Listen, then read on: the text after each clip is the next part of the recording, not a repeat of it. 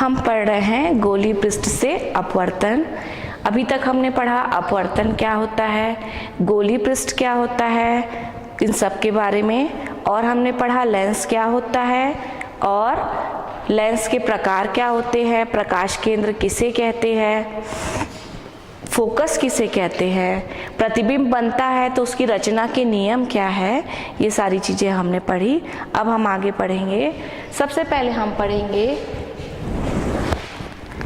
अभिसारी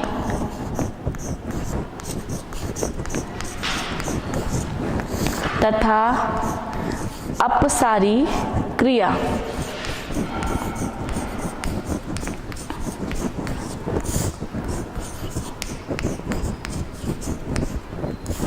किसकी? लेंस की।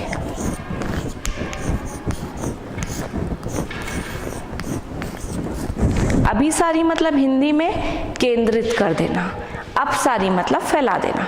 अभी तक हमने पढ़ा उत्तल लेंस और अवतल लेंस के बारे में। इसमें आपने ये देखा उत्तल लेंस जो है किरणों को एक जगह पर केंद्रित कर देता है और अवतल लेंस क्या करता है, फैला देता है। तो ऐसा क्यों है उसको समझने की हम कोशिश करते हैं। मान लीजिए ये हमारा उत्तल लेंस है, ठीक है। ये जो है छोटे छोटे प्रिज्मों से जुड़ा हुआ, इसको हम मान सकते हैं। ये मुख्य अक्ष हो गया, ठीक। हम क्या मान सकते हैं, उत्तल लेंस जो है बहुत सारे छोटे छोटे प्रिज्मों से जुड़कर बना है। जैसे ये एक प्रिज्म हो गया, उसके नीचे एक प्रिज्म, इसके नीचे एक प्रिज्म, और प्रिज्म का आधार किस ओर है, नीचे की ओर। मुख्य अक्ष से नीचे जाए तो यहाँ पे उल्टा प्रिज्म आप समझ सकते हैं, इनका आधार किस ओर है, ऊपर की ओर, ठीक है। तो प्रिज्म के बारे में आप पढ़ चुके हैं, क्या होता है प्रिज्म और इसकी खासियत क्या होती है। प्रिज्म क्या करता है, विचलन पैदा करता है। क्या करता है, विचलन। यदि कोई किरण प्रिज्म में आपतित हो तो वो उसको विचलित कर देता है और अपने आधार की ओर मोड़ देता है। आप लोग पढ़ चुके हैं, है ना, प्रिज्म वाले अध्याय में डिटेल आप लोग पढ़ चुके हैं प्रिज्म के बारे में। तो प्रिज्म की खासियत ये है कि ये सापने पे आपतित होने वाली सारी किरणों को किधर मोड़ देता है, आधार की ओर मोड़ देता है। तो हमारे इस चित्र में देखिए ये एक प्रिज्म है, यहाँ पर यदि कोई प्रकाश किरण आपतित हुई तो वो क्या करेगा, किधर मोड़ देगा, उसका आधार ये है, किधर मोड़ देगा, आधार की ओर। ये एक दूसरा प्रिज्म है, यहाँ पे प्रकाश, ये एक प्रिज्म हो गया, ये कौन सा हो गया, दूसरा, जिसका आधार ये है, ये भी क्या करेगा, अपने आधार की ओर मोड़ देगा। ये तीसरा प्रिज्म है, ये भी क्या करेगा, अपने आधार की ओर मोड़ देगा। अब यहाँ पर यदि कोई प्रकाश किरण आपतित हुई, इसका आधार किस ओर है, ऊपर की ओर है, तो ये क्या करेगा, अपने आधार की ओर मोड़ दिया। फिर दूसरी प्रकाश किरण आपतित हुई, इसका भी आधार ऊपर की ओर है, क्या करा, आधार की ओर मोड़ दिया। तो इसी वजह से उत्तल लेंस जो है अपने में आने वाली सारी किरणों को एक बिंदु पर क्या कर देता है, केंद्रित कर देता है। इसको क्या कहते हैं, उत्तल लेंस की अभिसारी क्रिया। अब अवतल लेंस क्या करता है, फैला देता है। क्यों फैला देता है, चलिए समझने की कोशिश करते हैं।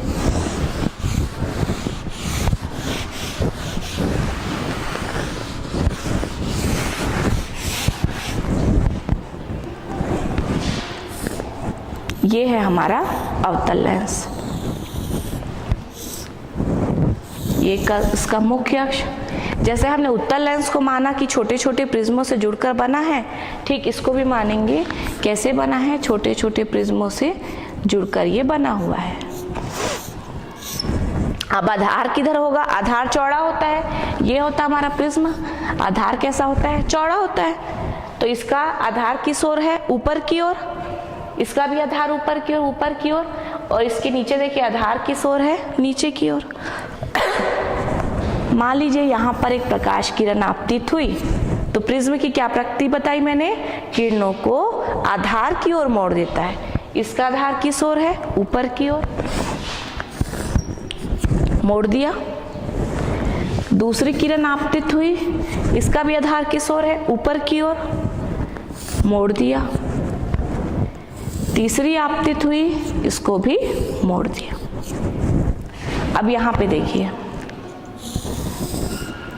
इसका आधार किस ओर है? नीचे की ओर, तो क्या करेगा? मोड़ दिया। इसका आधार किस ओर है? जो बड़ा है वो क्या है? आधार है, नीचे की ओर, तो क्या करेगा? मोड़ दिया। सारी किरणें आधी ऊपर की ओर मुड़ गई, आधी नीचे की ओर। अब इन किरणों को जब हम पीछे मिलाए,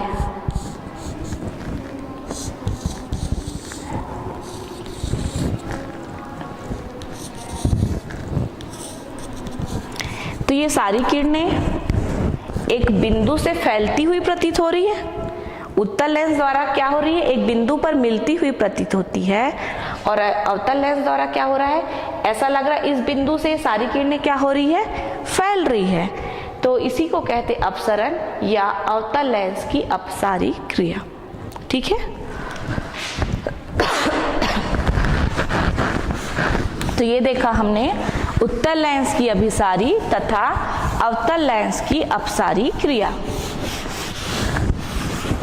कल मैंने आपको प्रतिबिंब रचना के 3 नियम बताए हैं। उसी नियमों के आधार पर आज हम अध्ययन करेंगे कि उत्तल लेंस से प्रतिबिंब कैसे कैसे बनता है। इसके लिए हम 3 स्थितियों में अध्ययन करेंगे।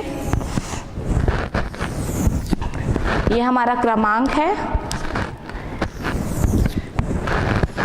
वस्तु कहां पर रखी है? प्रतिबिंब कहां पर बन रहा है, और प्रतिबिंब की प्रकृति कैसी है। ठीक, 6 स्थितियां प्राप्त होती है उत्तल लेंस की। 6 स्थिति में हम अलग अलग जगह में वस्तु को रखते हैं, तो प्रतिबिंब कहां बनेगा, कैसे बनेगा। ये है हमारा उत्तल लेंस। ये इसका प्रकाश केंद्र, यहां पर इसका फोकस, और इससे ठीक डबल दूरी पर, यानी कि यहां पर 2f। वक्रता केंद्र की जो दूरी होती है ये फोकस दूरी की डबल होती है, तो वक्रता केंद्र को आप 2f भी लिख सकते हैं या फिर c भी लिख सकते हैं। अब सबसे पहले हम अध्ययन करते हैं, यदि वस्तु अनंत पर है, कहां पर है? अनंत पर, तो उसका प्रतिबिंब कैसे बनेगा। ठीक, अब ये माना गया है कि अनंत से आने वाली किरणें जो होती है एक दूसरे के समानांतर होती है, ऐसा माना जाता है। ठीक है, और ये चीज इसके ठीक विपरीत ये माना जाते हैं कि यदि कोई किरणें समानांतर है, आप जानते हैं समानांतर किरणें क्या होती है? ऐसी 2 किरणें जिनके बीच का अंतर हमेशा समान हो, उसको हम क्या कहते हैं? समानांतर किरणें। तो ये माना जाता है कि यहाँ पे आपस में आपको दिख रहा है कहीं पे मिल सकती है क्या? ये नहीं मिल सकती, लेकिन ये मान लिया जाता है कि ये किरणें कहाँ जाकर मिलती है? अनंत में जाकर मिलती है। और ठीक इसका विपरीत, यदि अनंत से किरणें आ रही है तो ये माना जाता है वो एक दूसरे के समानांतर होती है। तो पहले केस में हम ये मान रहे हैं कि किरणें कहाँ से होकर आ रही है? अनंत से, तो क्या होगी? एक दूसरे के समानांतर। अब प्रतिबिंब बनाना है हमको। प्रतिबिंब बनाने के लिए मैंने आपको पिछली क्लास में भी बताया था कि 3 नियम है प्रतिबिंब रचना के। पहला, यदि कोई किरण मुख्य अक्ष के समानांतर आपतित होगी तो फोकस से होकर जाएगी। जो फोकस से होकर आपतित होगी वो मुख्य अक्ष के समानांतर जाएगी, और जो प्रकाश केंद्र से होकर आपतित होती है वो बिना विचलन के सीधे निकल जाती है। तो प्रतिबिंब बनने के लिए 2 किरणों का होना जरूरी है। किरणें असंख्य होती है, लेकिन दर्शाते हम सिर्फ 2 को है, और लेंस से निकलने के बाद जहां ये 2 किरणें मिलती है प्रतिबिंब वहीं पर बनता है। तो 2 किरणें हम यहाँ पे दर्शाएंगे। ठीक है, ये हो गई पहली किरण। कहां से होकर जाएगी? समानांतर है तो फोकस से। दूसरी किरण एक और लेते हैं समानांतर, कहां से होकर जाएगी? फोकस से। ठीक है,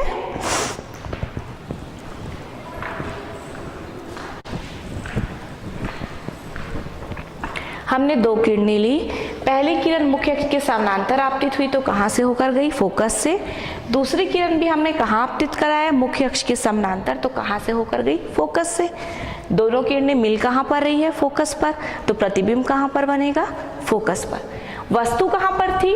अनंत में। प्रतिबिंब कहाँ पर बना? फोकस पर।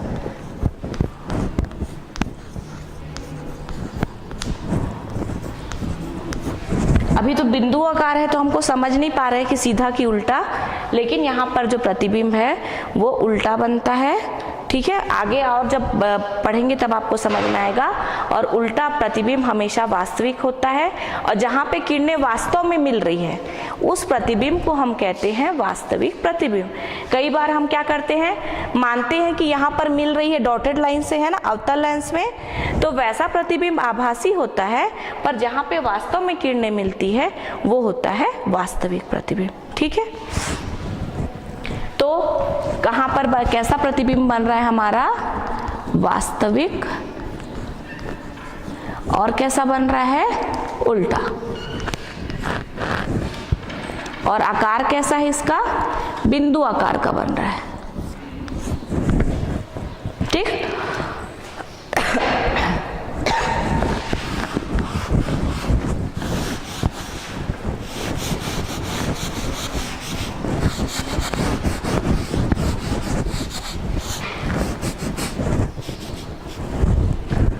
अब देखिए धीरे धीरे हम क्या करेंगे।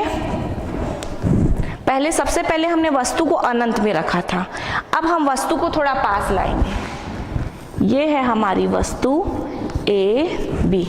कहाँ पर रख रहे हैं हम? अनंत और 2f। ये 2f है, 2f और अनंत के बीच में हम किसको रख रहे हैं? वस्तु को। लिख देते हैं कहाँ पर रखे हमने दूसरी कंडीशन में वस्तु को? अनंत व 2f के बीच में रखा हमने वस्तु को। ठीक,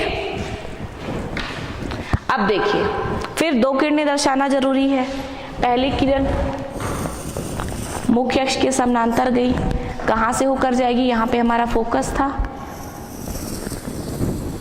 फोकस से होकर गई। दूसरी किरण, चलिए इस बार किरण को कहां से गुजार देते हैं?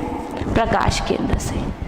प्रकाश केंद्र से किरण जाती है तो कहाँ पे बिना विचलन के क्या हो जाता है? सीधी निकल जाती है।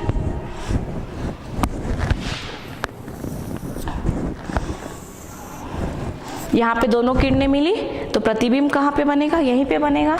प्रतिबिंब ए डैश बी डैश। ठीक, समझ में आया? पहली किरण मुख्य अक्ष के समानांतर गई तो कहाँ से होकर गई? फोकस से। दूसरी किरण प्रकाश केंद्र से होकर गई, इसलिए बिना विचलन के निकल गई। वस्तु कहाँ थी? अनंत और 2f के बीच में। प्रतिबिंब कहाँ पर बना? f और 2f के बीच में। लिखते हैं यहाँ पर कहाँ पे बना प्रतिबिंब? f व 2f के बीच। कैसा बना है? वास्तविक। क्यों बोल रहा है वास्तविक? एक तो उल्टा प्रतिबिंब हमेशा वास्तविक होता है, और प्रतिबिंब जहां पे मिलता है, किरणें जहां पर मिलती है, मिलती हुई प्रतीत नहीं होती है, मिलती है, वो वास्तविक प्रतिबिंब भी होता है। तो हमारा वास्तविक बना, उल्टा बना। ठीक, अब तीसरी कंडीशन हम लेंगे। एक चीज आप और नोटिस करिए, जैसे जैसे वस्तु को हम पास लाते जाएंगे प्रतिबिंब जो है दूर खसकते जाएगा, है ना। हर चित्र में आप लोग देखना,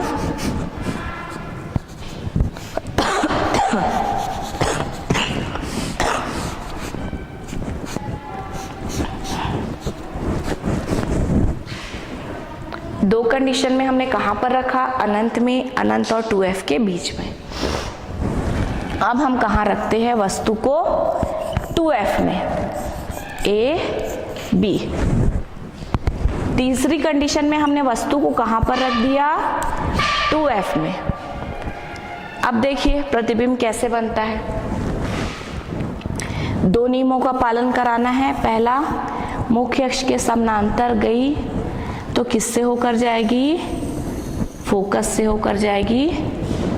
दूसरा, यदि फोकस से होकर गई तो क्या हो जाएगी, मुख्य अक्ष के समानांतर।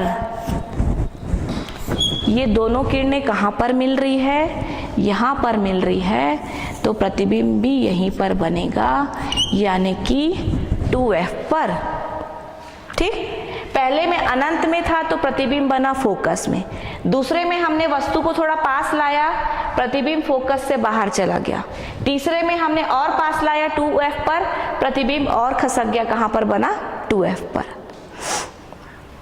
कहां पर बना, 2f पर बना। ठीक है, तो 2f पर जब हमने वस्तु को रखा तो हमारा प्रतिबिंब भी किस पर बन रहा है, 2f पर बन रहा है। कैसा बन रहा है, वास्तविक बन रहा है, उल्टा बन रहा है और वस्तु के ही आकार का बनता है। ध्यान दीजिए आप लोग,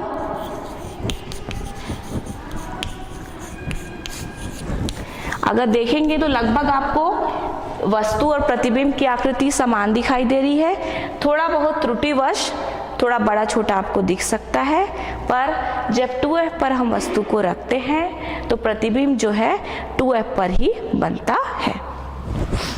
अब अगली कंडीशन हम देखेंगे,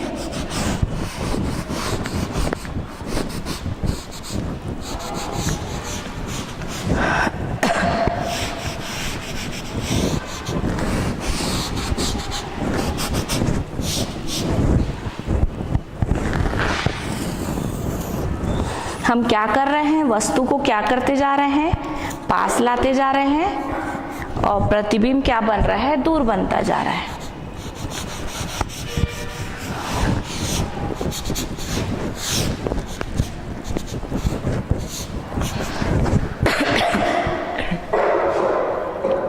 हम तीन स्थिति देख चुके हैं, अनंत पर, यहाँ पर, 2f पर।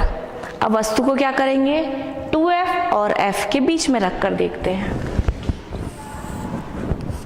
ये है हमारी वस्तु AB, कहाँ पर है, 2f और f। फिर से बता दो, 2f यानी वक्रता केंद्र ही होता है। ठीक है, तो वक्रता केंद्र या 2f और f के बीच में हमने वस्तु को रखा।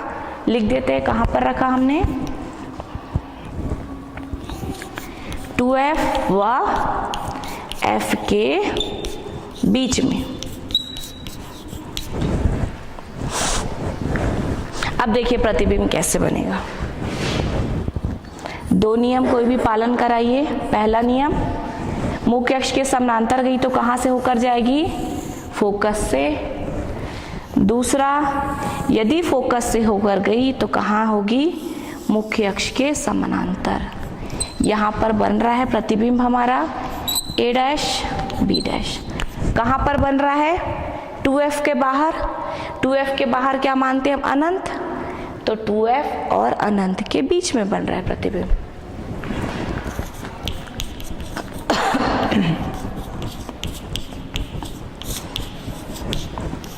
और इसकी प्रकृति क्या है, कैसे बन रहा है, वास्तविक और कैसा बन रहा है, उल्टा और वस्तु से बड़ा, वस्तु से बड़ा। 1 2 3 4 चार स्थितियों का हमने अध्ययन किया। टोटल 6 स्थिति होती है। अब हम 5वीं स्थिति देखते हैं कि प्रतिबिंब कहाँ पर बनेगा।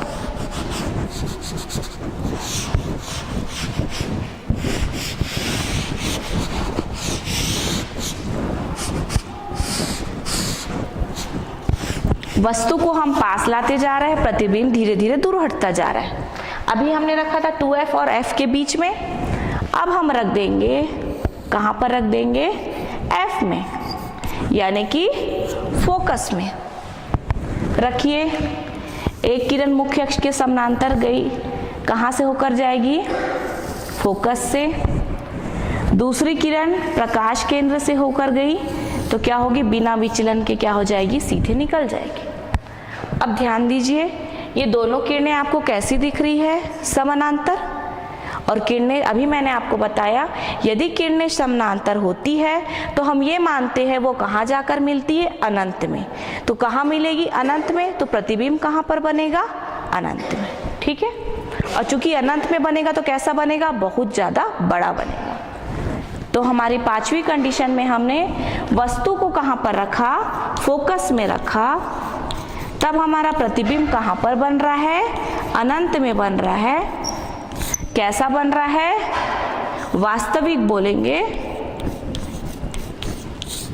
और बहुत बड़ा बनता है।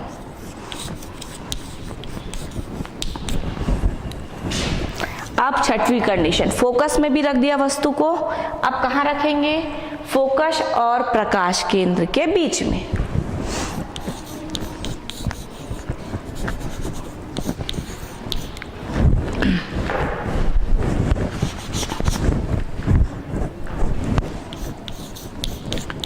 फोकस व प्रकाश केंद्र के बीच में। चलिए देखते हैं ऐसा रखने से क्या होगा।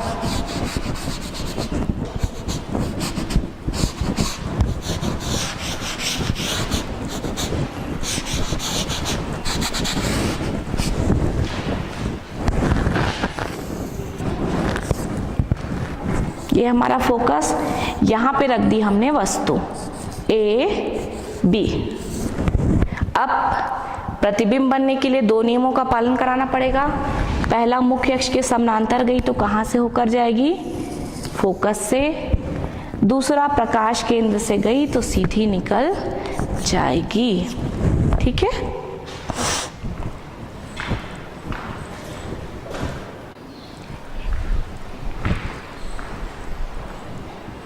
अब हम आखिरी कंडीशन देख रहे हैं, जब हमारी वस्तु कहाँ पर है, कहाँ पे है हमारी वस्तु, प्रकाश केंद्र और फोकस के बीच में। तो पहली किरण गई, दूसरी किरण गई, ये दोनों किरणें आपको कैसी लग रही है, क्या ये समानांतर है, नहीं है। इन किरणों के बीच की दूरी आपस में बढ़ती जा रही है, तो कि ये क्या ये कहीं मिलेंगी जाकर के, उनकी दूरी ऐसे ऐसे बढ़ते जा रही है, कभी मिलेंगी नहीं मिलेंगी। तो इन किरणों को हम कहाँ बढ़ाएंगे, पीछे बढ़ाएंगे।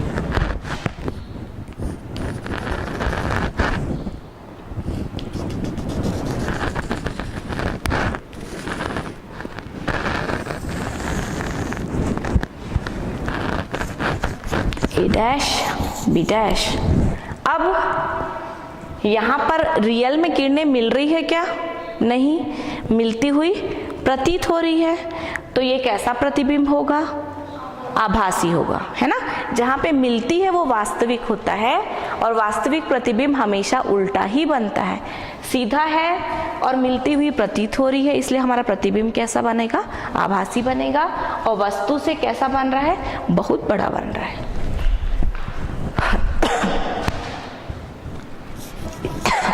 इसकी स्थिति क्या है, लेंस के आगे, लेंस के आगे बन रहा है, आभासी बन रहा है और बहुत बड़ा। ठीक, तो ये हमने 6 अलग अलग स्थितियां देखी कि अलग अलग स्थिति में यदि वस्तु को रखा जाए किसके, उत्तल लेंस के सामने, तो प्रतिबिंब कैसा बनता है। अब हम देखेंगे अवतल लेंस में क्या होता है।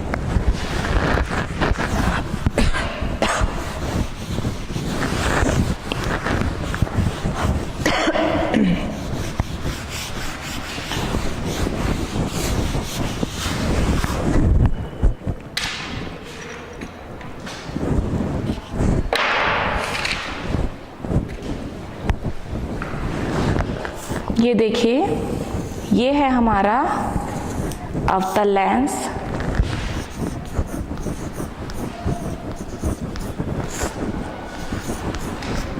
उत्तल लेंस में हमने 6 स्थितियों का अध्ययन किया, लेकिन अवतल लेंस में आप सामने में वस्तु को कहीं पर भी रखे, प्रतिबिंब एक ही प्रकार का बनता है, सिर्फ एक स्थिति इसकी आती है। कैसी आती है देखते हैं।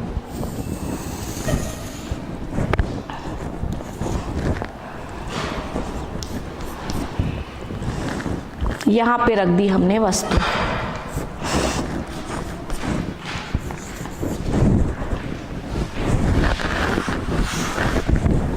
अब प्रतिबिंब रचना के लिए कितने नियम का पालन होना चाहिए? 2।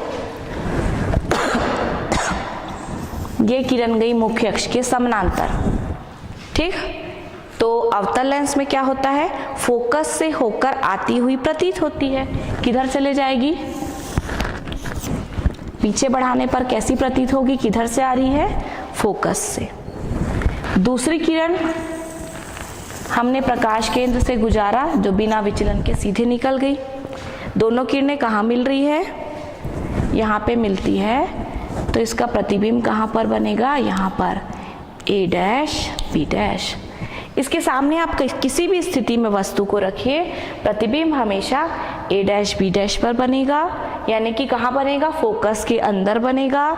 सीधा बन रहा है तो कैसा प्रतिबिंब है? आभासी है। और वस्तु से कैसा बन रहा है? छोटा बन रहा है। तो ये तो हमने देखा अवतल लेंस तथा उत्तल लेंस के द्वारा प्रतिबिंब का बनना।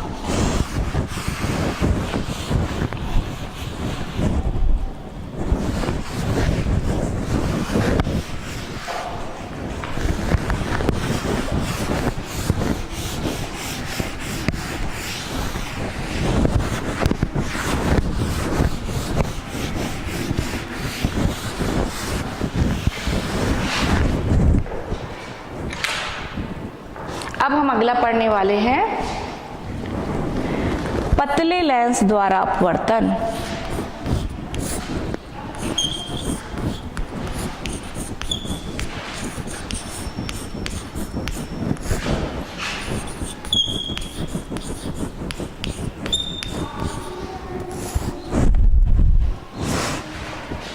चित्र बना लें। ये हमारा एक उत्तल लेंस है जो 2 पृष्ठों से मिलकर बना है। लेंस क्या होता है? 2 गोली पृष्ठों से मिलकर बना होता है, एक ये और एक ये। इन दोनों गोली पृष्ठों को हम अलग अलग अगर ले तो ये हो गया AB और ये हो गया CD। ये हमारा प्रकाश केंद्र O, इसके सामने एक वस्तु रखी है। वस्तु को हम O से प्रदर्शित करते हैं। एक किरण जो है गई सीधे बिना विचलन के निकल गई, क्योंकि जो किरण प्रकाश केंद्र से होकर जाती बिना विचलन के निकल जाती है। दूसरी किरण गई इधर से, यहां पर बना प्रतिबिंब। ये तो हमने एक लेंस लिया। यदि हम 2 अलग अलग इसके पृष्ठों को ले AB और CD, तो O का प्रतिबिंब AB के द्वारा बनता है I1। यदि सिर्फ ध्यान दीजिएगा, सिर्फ AB को ले, AB एक उत्तल पृष्ठ है, इसके द्वारा O का प्रतिबिंब बनता है I1 पर। यदि हम लेंस के अंदर से देखें तो प्रतिबिंब हमको I1 पर प्राप्त होगा। यही I1 CD पृष्ठ के लिए वस्तु का कार्य करता है और अंतिम प्रतिबिंब हमको प्राप्त होता है I पर, ठीक। तो AB द्वारा, AB के लिए वस्तु कौन? O, प्रतिबिंब कौन? I1। CD के लिए वस्तु कौन? I1 और प्रतिबिंब कौन? I। समझे इस बात को आप लोग? एक बार फिर से बोल दूं, ये लेंस है जो 2 पृष्ठों से बना है AB और CD। इस लेंस के द्वारा O का प्रतिबिंब I पर प्राप्त होता है, लेकिन यदि दोनों पृष्ठों को हम अलग अलग ले तो AB द्वारा इसका प्रतिबिंब बनता है I1। यही I1 जो है CD के लिए वस्तु का कार्य करता है और अंतिम प्रतिबिंब हमको प्राप्त होता है I, ठीक है। तो चलिए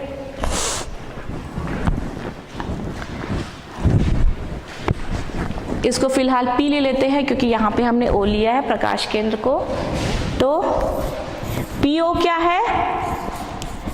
वस्तु की दूरी। वस्तु की दूरी किससे प्रदर्शित की जाती है? U से। PI1 क्या है? प्रतिबिंब की दूरी।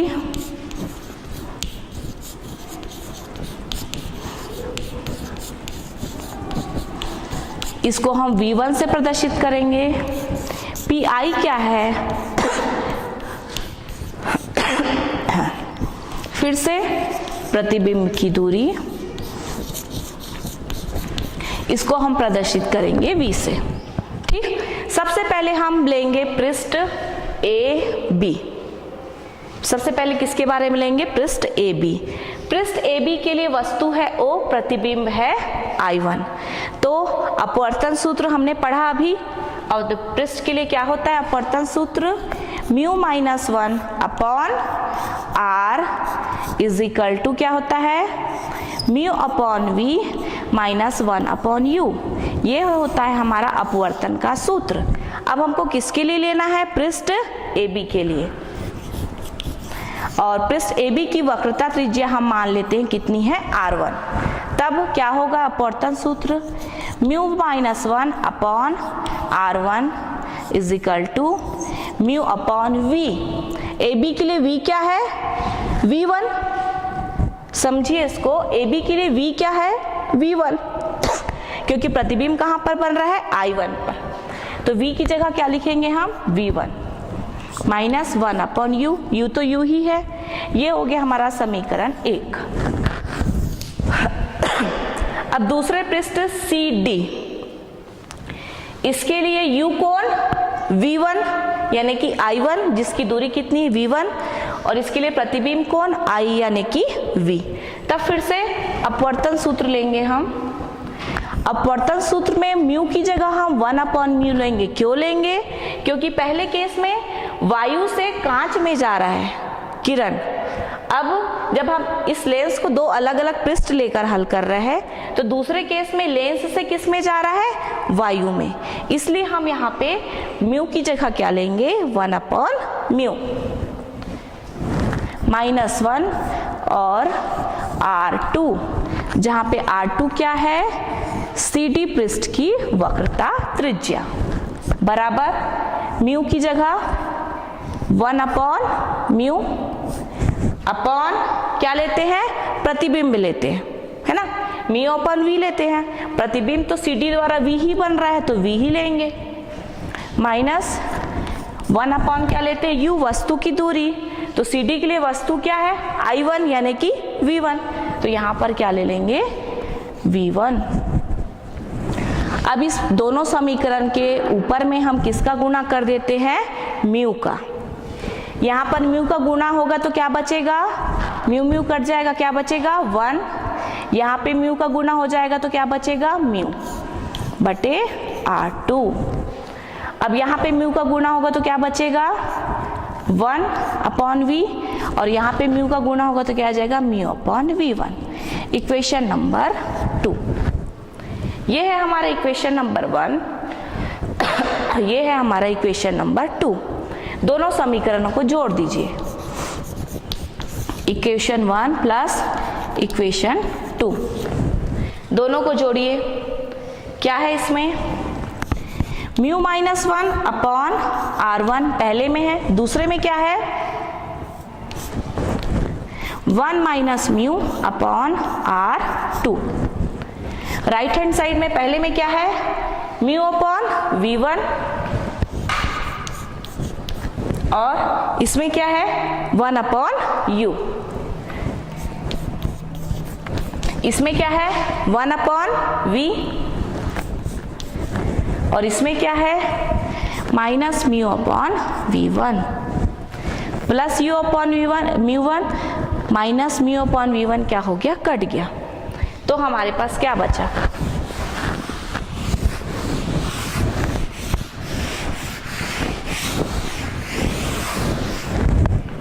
क्या बचा? इधर क्या बचा? इसको पहले लिख लेते हैं।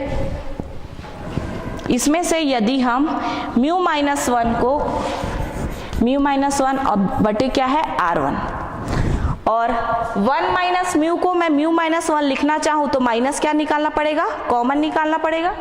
चलिए माइनस बाहर निकाल दिए। इसको भी हमने क्या लिख लिया? Mu minus 1 upon R2। और उस तरफ क्या है हमारा?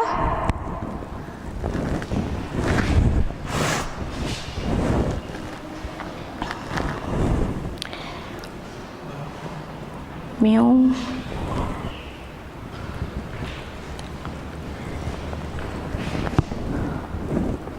1 upon v minus 1 upon u। ठीक, अब दोनों में म्यू माइनस 1 है, इस म्यू माइनस 1 को यदि मैं बाहर निकाल दूं तो अंदर में क्या बच जाएगा, 1 upon r1 minus 1 upon r2 बराबर 1 upon v minus 1 upon u। Equation number 3।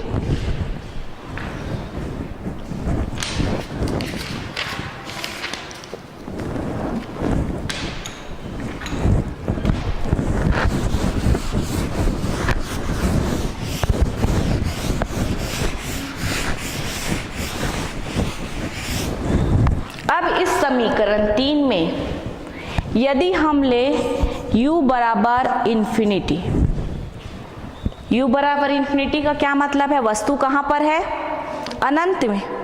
अभी हमने देखा था अवतल लेंस से उत्तल लेंस द्वारा प्रतिबिंब बनना में सबसे पहली कंडीशन वस्तु कहाँ पर हो, अनंत में। तो प्रतिबिंब कहाँ पर बनता है, फोकस में बनता है ना। प्रतिबिंब फोकस में बनेगा तो प्रतिबिंब की दूरी क्या हो जाएगी, फोकस दूरी। यानी कि u जब अनंत में हो तो v कहाँ पे बनेगा, फोकस में। इसलिए v वस्तु की प्रतिबिंब की दूरी को हम क्या लिख सकते हैं, फोकस दूरी f। ये दोनों हम किस में लिखेंगे, समीकरण 3 में। तो समीकरण 3 में हमको प्राप्त होगा 1 upon F minus 1 upon infinity. u की जगह क्या लिखा हमने, इन्फिनिटी बराबर mu minus 1 upon 1 upon r1 minus 1 upon r2। 1 upon infinity क्या होता है, 0। 1 अपॉन इन्फिनिटी की वैल्यू 0। तो यहाँ पे क्या बचा, 1 upon F is equal to mu minus 1 upon r1 minus 1 upon r2। यही है पतले लेंस के लिए अपवर्तन का सूत्र। इस सूत्र को हम लेंस निर्माता सूत्र भी बोलते हैं।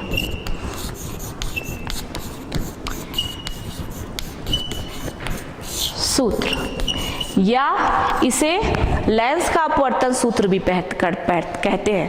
पहले हमने क्या पढ़ा था, अपवर्तन सूत्र जो पढ़ा था वो किसके लिए पढ़ा था, गोली पृष्ठ के लिए, अवतल और उत्तल।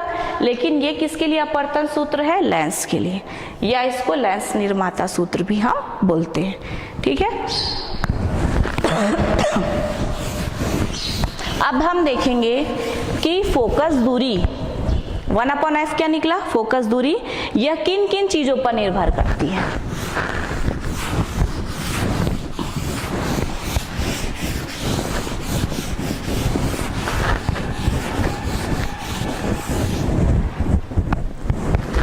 एफ की निर्भरता,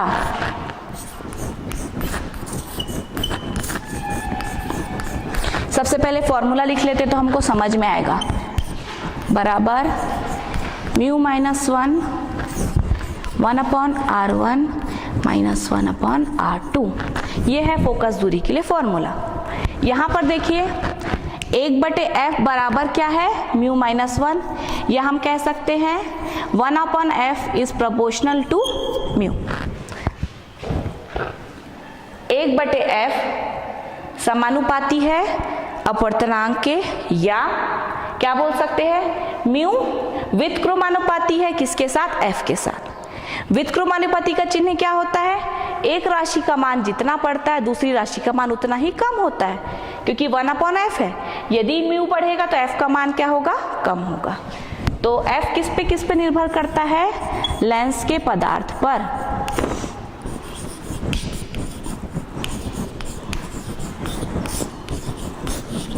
लेंस जो है कांच का बनता है, कांच भी अलग अलग प्रकार के होते हैं।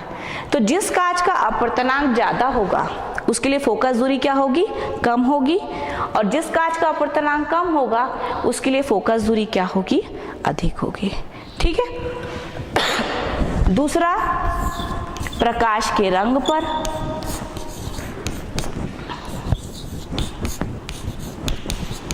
प्रकाश के रंग पर हम सभी जानते हैं कि बैगनी रंग के लिए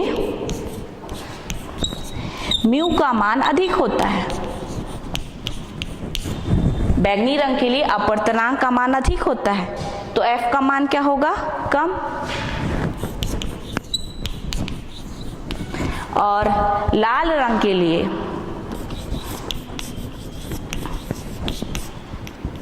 म्यू का मान सबसे कम होता है, बाकी रंग का इनके बीच में होता है, ठीक है।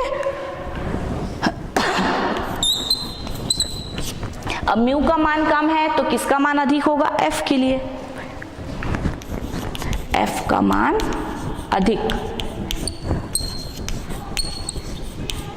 तो रंग पर कैसे निर्भर कर रही है फोकस दूरी, बैंगनी रंग के लिए फोकस दूरी सबसे कम होती है और लाल रंग के लिए फोकस दूरी सबसे अधिक होती है, और बाकी रंगों का क्या होता है, इसके बीच में होता है। ये दो चीजें देखी हमने।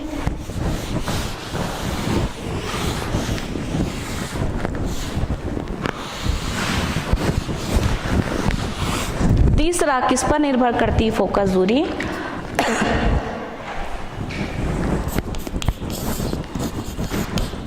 लेंस के दोनों ओर के माध्यम पर।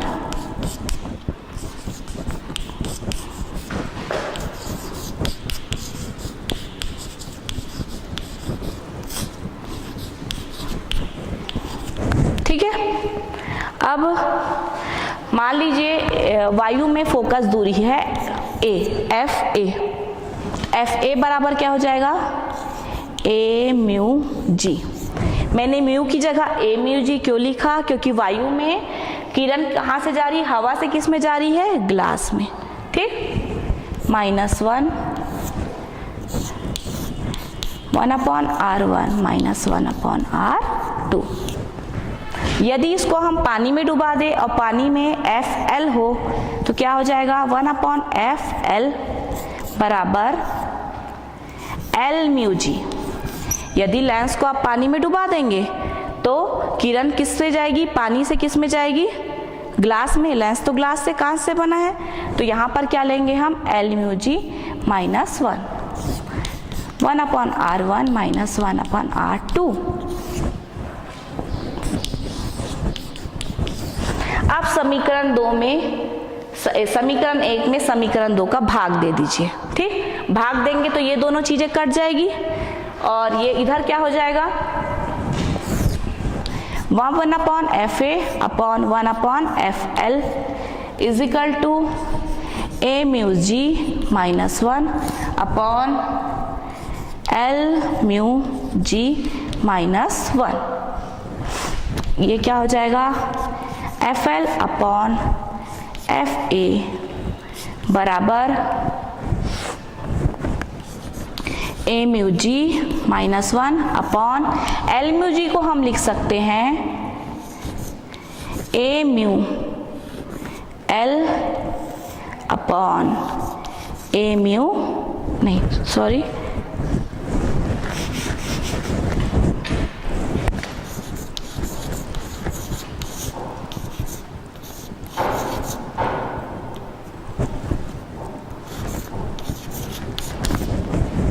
ये हमारा फॉर्मूला आया।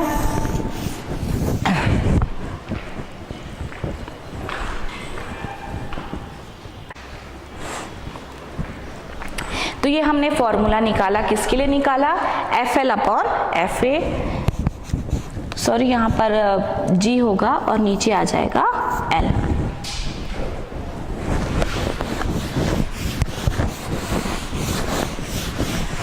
अब देखिए A म्यू L मतलब किसका अपवर्तनांक, पानी का, ठीक है। तो A म्यू L पानी का अपवर्तनांक, पानी का अपवर्तनांक हमेशा ज्यादा होता है 1 से, ठीक। तो यदि 1 से बड़ी संख्या से इसको घटाएंगे तो क्या हो जाएगा, ये जो पूरी राशि है हमारी A mu ji -1 is greater than A mu G upon A mu L -1। अब ऊपर का बड़ा है नीचे से, मतलब लेफ्ट हैंड साइड में भी FL का मान कितना हो जाएगा, बड़ा हो जाएगा, किससे, FA से।